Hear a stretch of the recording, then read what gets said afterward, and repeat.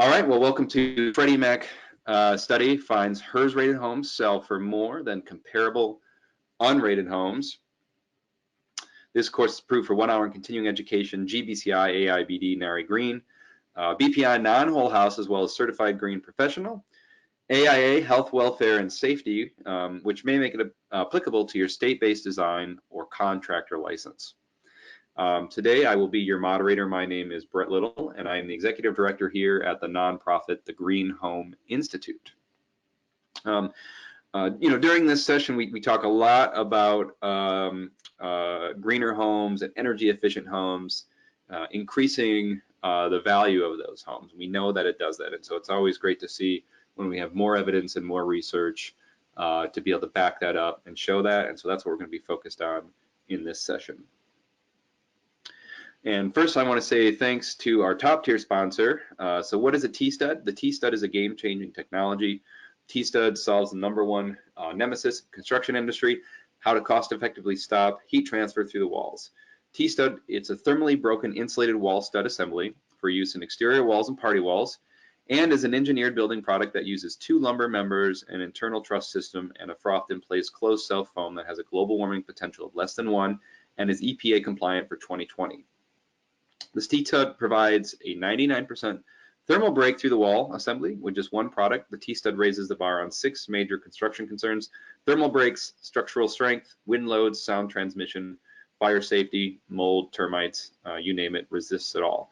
T-stud isn't complicated. It's very easy to replace the traditional 2x lumber with little to no additional training. Plus, it can be used as studs, jack studs, king studs, sills, cripples, headers, top and bottom plates, as well as they're launching floor and roofing systems for the product as well.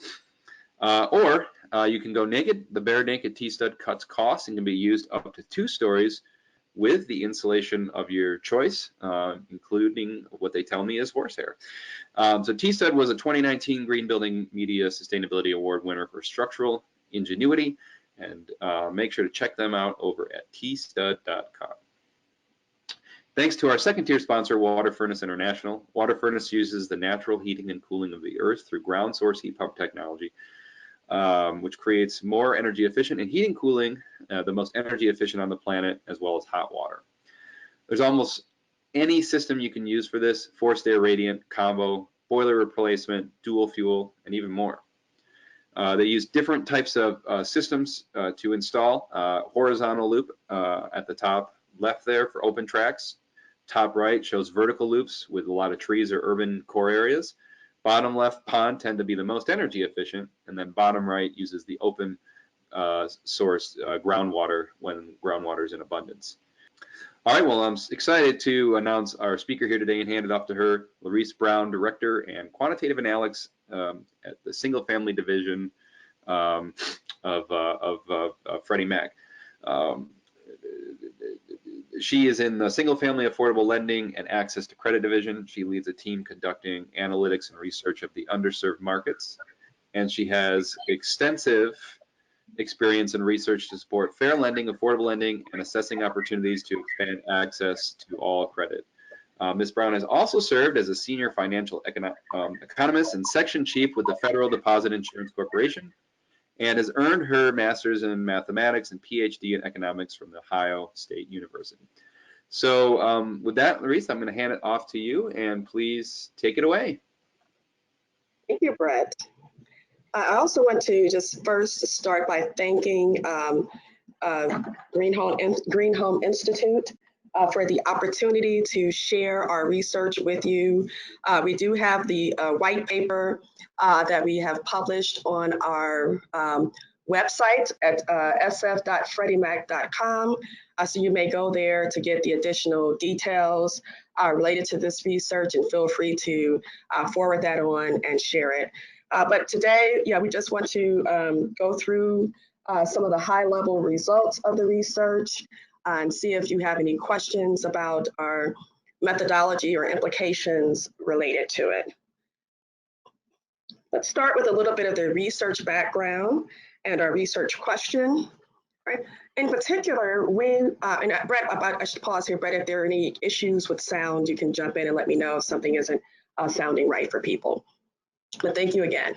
All right, so to get started, we wanted to take a closer look or a close look at the data to see if we could find evidence related to or understand the relationships between energy efficiency and house prices, as well as energy efficiency and loan performance.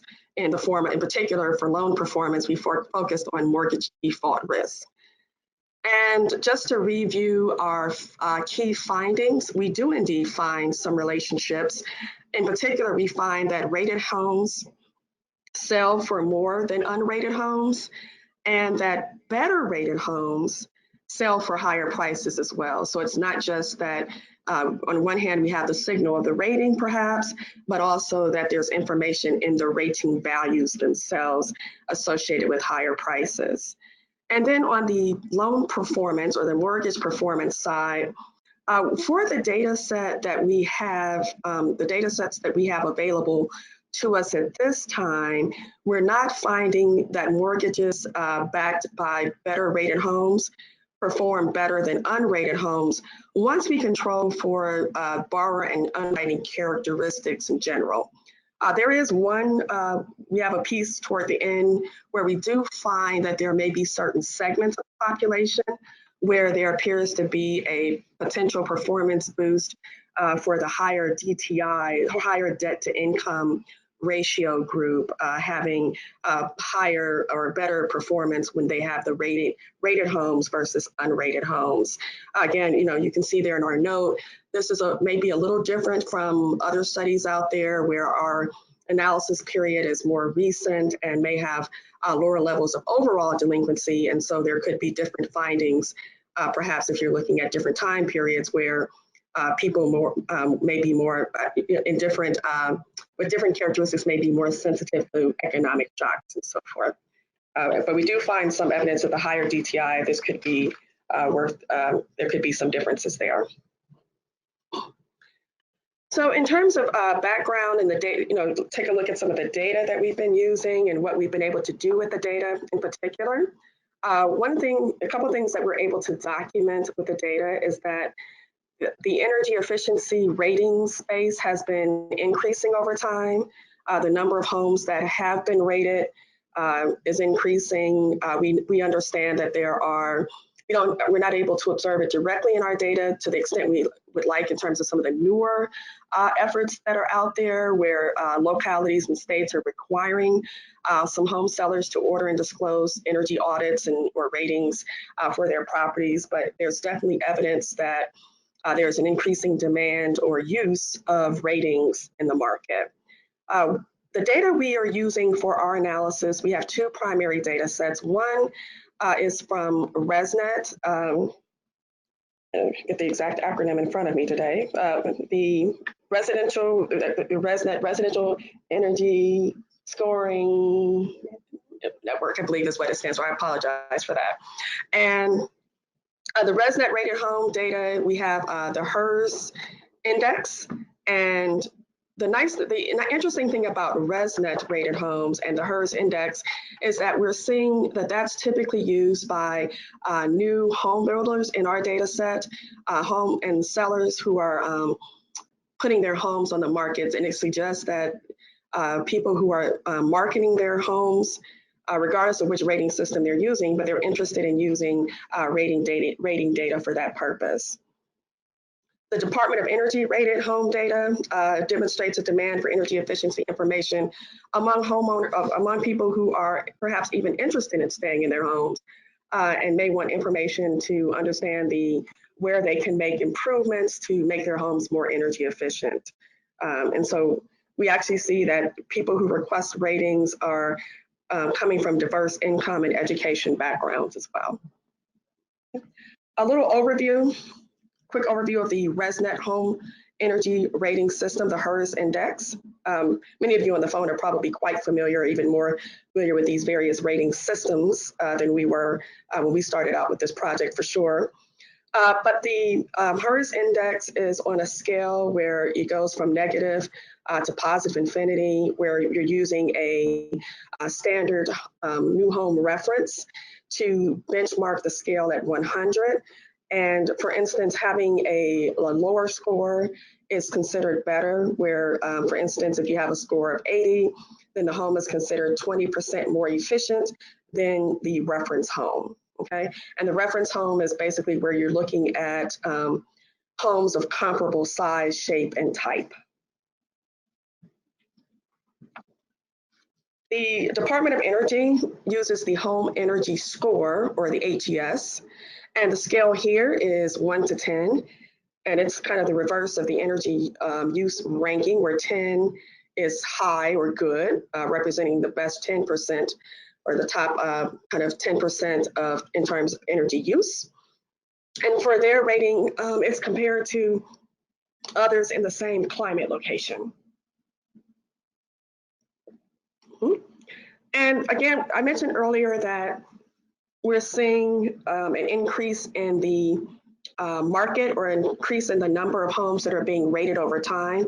That's what this graph is showing. On the left, we show the RESNET-rated homes that we were, how many homes were rated with the RESNET data in our full sample or full data set, and then rated by the Department of Energy, or with using, not by, but using the Department of Energy's rating system on the right side. And you can see that in both cases, these are just two examples of rating systems that have taken off in recent years. As I mentioned before, of course, the RESNET rating tends to be used, it seems to us, in the data set that we have for newer homes. We're gradually seeing more home sellers adopting the index, while the main requesters of the HES information tends to be homeowners, as well as people who are looking to buy or rent their existing homes. So we're seeing, again, even in the DOE rating space, more home sellers are also starting to adopt that rating. We're learning in more recent times. Okay. Now, first, when we start to do the analysis, we wanted to understand, more about what types of homes are actually rated, in addition to the people who get the ratings. So in this slide, I'm looking at the homes themselves and just learning a little bit more about the differences between which types of homes are typically seen in the RESNET data and which type of homes are typically seen in our Department of Energy data. And you can see in the graph at the upper left, the blue bar for RESNET, what we're showing here is the what percent of are new versus existing. The blue, there is a green bar for RESNET. Let me read this carefully here. The blue bar shows what percent of the homes that were rated under each rating system that we have in our data were new, meaning that they were within 2 years of being built. And then the green bar represents the percentage of homes that were rated by that particular, using that particular rating system that were older than 2 years at the time of the rating. So the blue bar for RESNET, if you're looking closely at your screen, you will see a sliver of green in the RESNET section, showing that we do have a few that were rated while they were older than 2 years, but the vast majority were rated within the first 2 years. The complete opposite is true for the Department of Energy rated homes. Almost all of the DOE rated homes were rated when they were older. Okay? And then at the bottom right corner, we just have a picture or histogram showing what the distribution of the Department of Energy rated homes actually is, because they tend to be older and we know it's greater than 2. We wanted to know how much older, and that median age of the home itself, not the people at the home, is around 41 with an average of 45 years. Okay. Now let's take a look at where the ratings are were typically coming from, which states and counties. Again, this is for the data that we have between 2013 and 2017 was the period of time that we have the data for. And for the RESNET rated homes, what we're seeing is that they're relatively spread out across the country. In the right box there, in addition to the map, you have kind of where the top counts are for the top counties and top 10 counties and their states there. You see Texas, Arizona, Nevada, a lot of Texas counties are highly represented in the RESNET data. You may notice that California is not as represented in the ResNet data that we have access to. That, of course, everyone knows that does not mean that California is not a state that receives where residents receive ratings. They certainly do. And the issue there is just that the type of rating is similar to and built off of the ResNet rating. However, it's just administered by a different group, so it's not in our particular data set.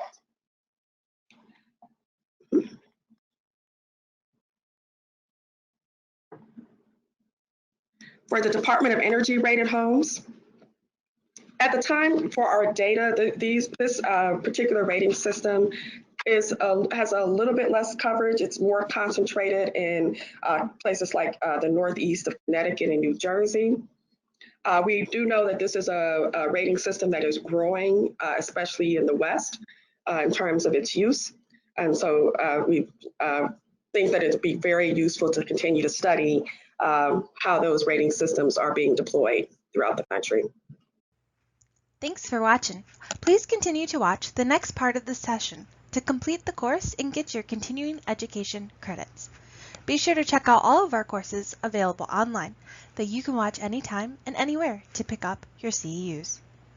Before you go, make sure to subscribe to us on YouTube to get weekly updates and stay up to date on green building science courses, webinars, and home tours. Thanks again.